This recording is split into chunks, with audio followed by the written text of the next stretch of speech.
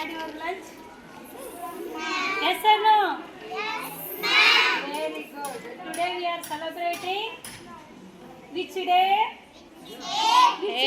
Milk day. Milk day. Which day? Milk day. Tell loudly, milk day. Milk is in which color? ಯಾವ ಬಣ್ಣದಲ್ಲಿರುತ್ತೆ ಹಾಲು? ಹಾಲು ಯಾವ colour ಇರುತ್ತೆ? Hey. White. Yes, very good. Milk is white in color. ಯಾವ ಬಣ್ಣದಲ್ಲಿರುತ್ತೆ?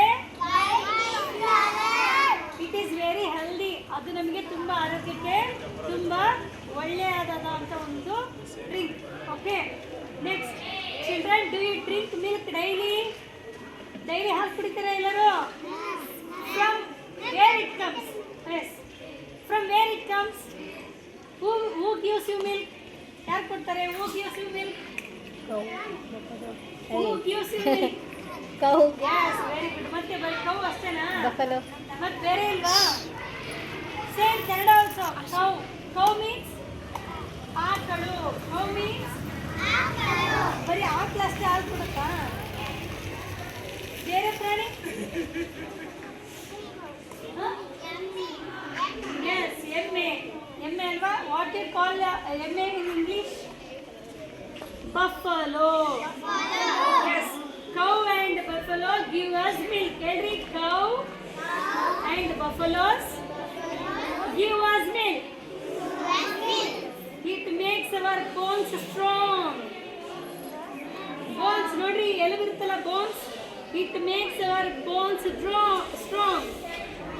So daily you have to drink the milk.